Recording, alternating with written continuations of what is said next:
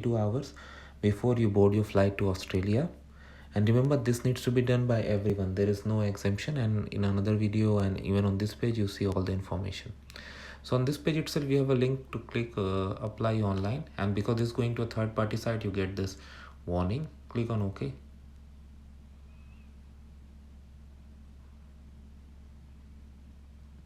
So here it comes. So here I have this cookies link. Okay. Make a new declaration existing. So if you are doing for the first time, remember one declaration is applicable only for one travel. So click make a new declaration.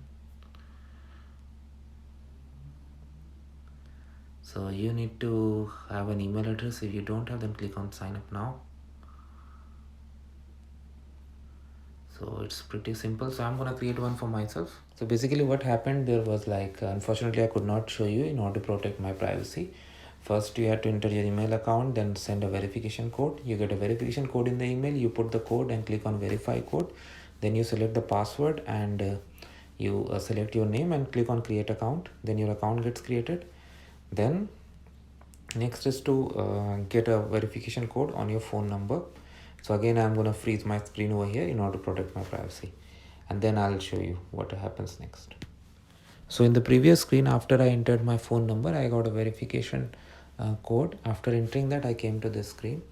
So it gives the basic information that what exactly you got to do and some other terms condition. Click on continue.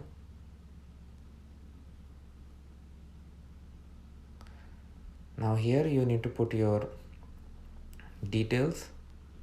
First is your passport. Add your passport travel details manually, or if you, let's say what happens, use because I have not added before, so I need to add one here. And then document type, nationality, date, country, all sort of information. So let me just create some random. I'll not submit it at the end. Add new. I am a passport holder. Select document type, let's say passport. Travel document number, let me put some random number.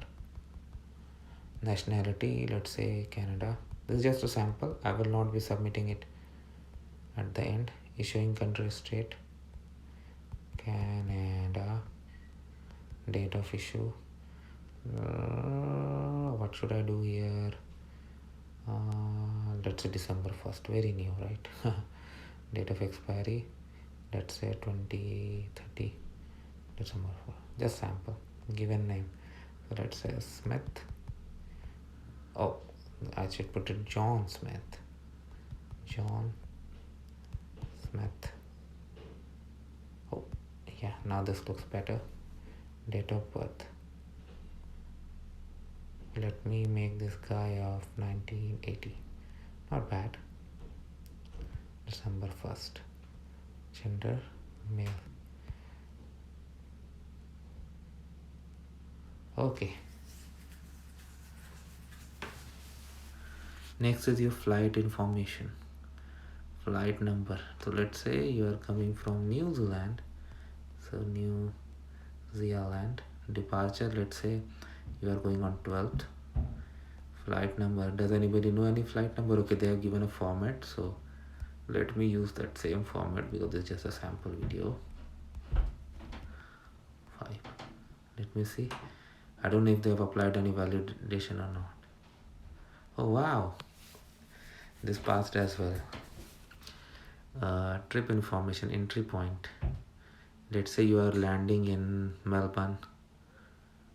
Date of in format, they have given the format. So let's say 13th, 23, why I did 13th, month 12, 2020. Are you a visitor or temporary resident to Australia? Let's say yes. Enter your intended length of stay in Australia. Let's say 30 days if I write. Have you traveled past 14 days? No. Phone number while you are outside Australia. Okay. An email address, transfers to another country. Let's say no. All sort of information. So I won't be able to cross this screen from here, but next screen they will get some other information, and then finally you can submit it, because I don't have these things now. But this is how you submit it, and I'm not going to proceed further because I don't want to enter test entry in their info system. So thanks for watching this, guys.